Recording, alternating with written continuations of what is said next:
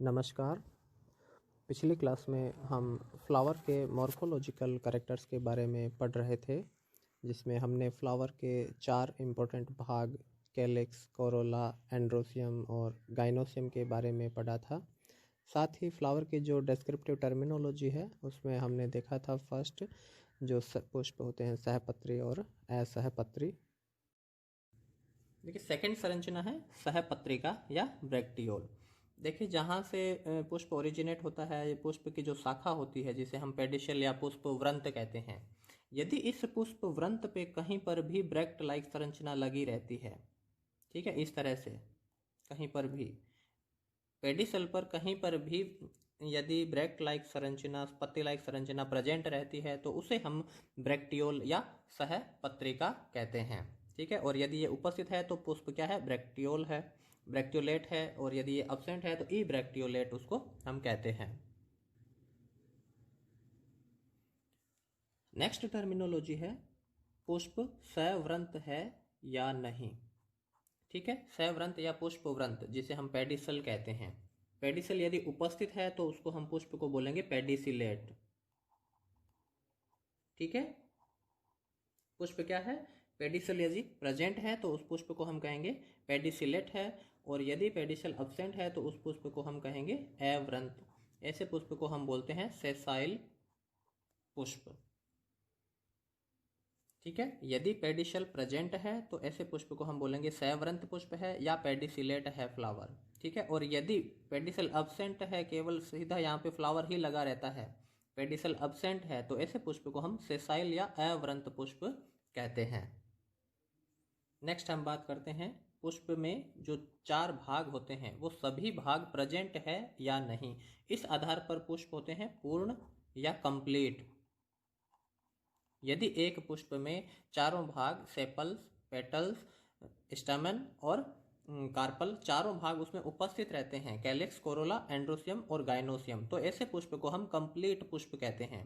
और यदि इन चारों में से कोई भी एक भाग अब्सेंट होता है तो ऐसे पुष्प को हम अपूर्ण पुष्प कहते हैं, ठीक है। जो कैलिक्स भी अब्सेंट हो सकता है, कोरोला भी अब्सेंट हो सकता है, या एंड्रोसियम या गाइनोसियम अब्सेंट होता है।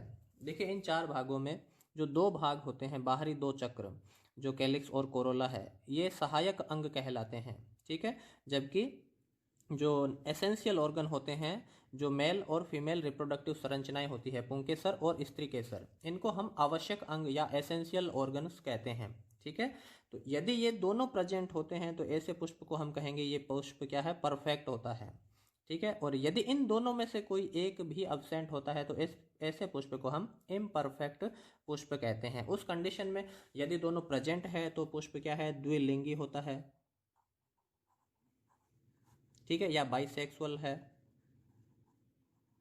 और यदि दोनों में से कोई एक अब्सेंट होता है तो उसे हम कहेंगे यूनिसेक्सुअल फ्लावर है, ठीक है। यदि दोनों में से कोई एक भाग अब्सेंट होता है, या एंड्रोसियम अब्सेंट है या गाइनोसियम अब्सेंट है, तो ऐसे पुष्प को हम यूनिसेक्सुअल कहते हैं। तो यूनिसेक्सुअल फ्लावर फिर 2 प्रकार के हो सकते हैं, ठीक है। पुष्प किस प्रकार के हैं, पुंकेसरी है या स्त्री केसरी है, स्टैमिनेट है या पिस्टिलेट है फ्लावर। यदि केवल उनमें एंड्रोसियम अब्सेंट है तो उसे ऐसे पुष्प को हम कहेंगे पुंकेसरी पुष्प, जिसे स्टैमिनेट कहते हैं, ठीक है। और यदि केवल इसके अंदर कार्पल प्रेजेंट है, पिस्टल प्रेजेंट होती है, तो उस ऐसे पुष्प को हम स्त्री केसरी पुष्प कहते हैं, जिनके लिए अलग अलग जब हम फ्लावर फॉर्मूला लिखेंगे तो उनके लिए इस तरह के सिंबल है वो हम यूज करेंगे। इसके बाद में हम बात करते हैं सममिति के आधार पर। पुष्प की जो सममिति होती है, इसके आधार पर पुष्प है वो 3 प्रकार के होते हैं। पुष्प या तो असममित है, या त्रिज्यात सममित है, और या फिर एक व्यास सममित है पुष्प। ऐसे पुष्प को हम बोलते हैं एक्टिनोमॉर्फिक या फिर जाइगोमॉर्फिक। देखिए ये क्या होता है कि जो पुष्प के 4 भाग होते हैं, ये चारों इस प्रकार से व्यवस्थित रहते हैं कि इन्हें हम किसी भी एंगल से 2 बराबर भागों में नहीं काट सकते हैं। ठीक है, पुष्प के 4 भाग हैं। ये चारों भाग इस प्रकार से व्यवस्थित होते हैं कि हम उन्हें किसी भी एंगल से, एक्सिस से गुजरती हुई किसी भी एंगल से इसको हम काट नहीं सकते हैं। तो ऐसे पुष्प को हम असममित पुष्प कहते हैं। और यदि अक्ष से गुजरती हुई हम एक ही रेखा से केवल काट सकते हैं पुष्प को 2 बराबर भागों में, तो ऐसे पुष्प को हम एक व्यास सममित कहेंगे। ठीक है, एक व्यास सममित यानी कि उसमें केवल एक ही एंगल ऐसा है जो पुष्प को 2 बराबर भागों में बांट सकता है। और यदि उसमें एक से ज़्यादा अक्ष उपस्थित हो बराबर भागों में काटने के लिए, तो ऐसे पुष्प को हम एक्टिनोमॉर्फिक पुष्प कहते हैं। तो ये सममिति के आधार पर पुष्प 3 प्रकार के होते हैं। पुष्प असममित है, पुष्प एक्टिनोमॉर्फिक है, या पुष्प जाइगोमॉर्फिक है। इनके लिए जो सिंबल यूज करेंगे हम फ्लावर फॉर्मूला में, इस प्रकार के इनमें सिंबल होते हैं।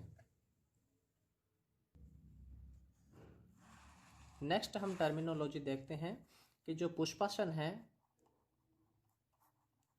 पुष्पासन पर ओवेरी की स्थिति के आधार पर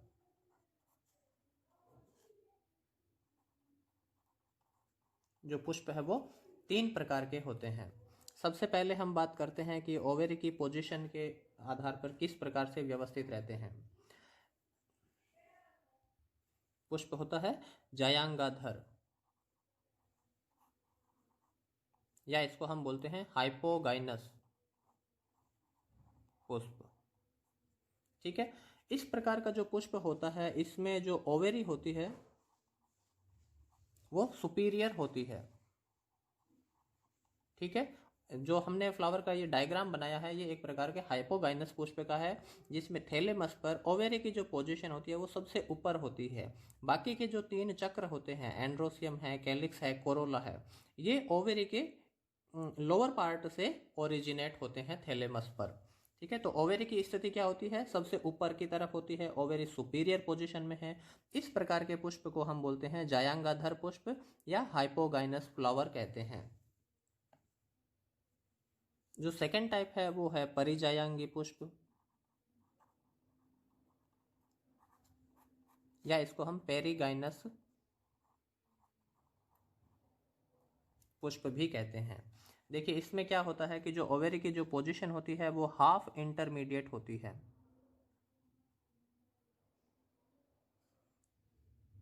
ओवेरी की जो पोजीशन है वो हाफ इंटरमीडिएट होती है, ये थैलेमस है, और यहाँ से अब जो एंड्रोसियम है,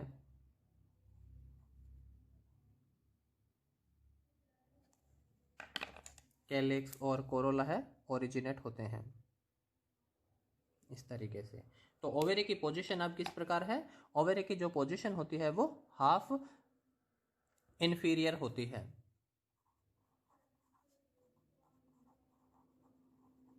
ठीक है, ओवेरी के लगभग मध्य भाग से पुष्प के जो अन्य चक्र होते हैं, अन्य भाग होते हैं, वो उत्पन्न होते हैं थैलेमस पर। तो इस प्रकार के पुष्प को हम कहेंगे परिजायांगी पुष्प। ये क्या है, ये थैलेमस है।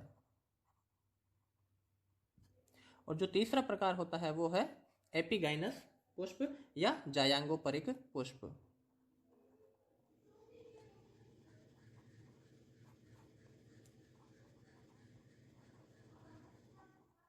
इसमें जो फ्लावर के जो अन्य भाग होते हैं वो ओवेरी के ऊपरी भाग से ओरिजिनेट होते हैं। देखिए इस तरीके से ओवेरी होती है वो थैलेमस में कंप्लीटली धंसी हुई रहती है। ये जो थैलेमस है, इसके ऊपरी भाग से स्टैमन बनते हैं, कैलिक्स है और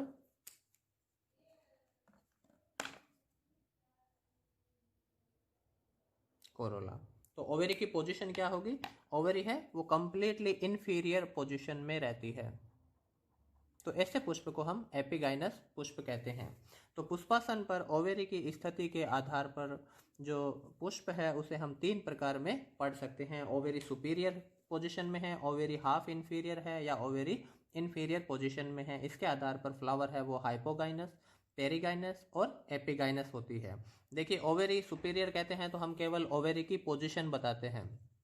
ठीक है, और जबकि हाइपोगाइनस क्या है, ये फ्लावर का करेक्टर होता है। हाइपोगाइनस फ्लावर है, ओवेरी सुपीरियर है तो ओवेरी है, ठीक है। ओवेरी इन्फीरियर होती है तो पुष्प होंगे एपिगाइनस। ओवेरी हाफ इन्फीरियर है तो वो पुष्प किस प्रकार का होगा, पेरिगाइनस प्रकार के पुष्प होता है। तो ये पुष्प से संबंधित टर्मिनोलॉजी जो हम फैमिलीज के डिस्क्रिप्शन में यूज करेंगे। नेक्स्ट क्लास में हम इनमें से जो सेपल्स है, पेटल्स है, एंड्रोसियम और गाइनोसियम है, इनके इंडिविजुअल एक एक के करेक्टर देखेंगे, इनमें किस प्रकार की वेरिएशन, विभिन्नताएं हमें देखने को मिलती है। ठीक है, थैंक यू।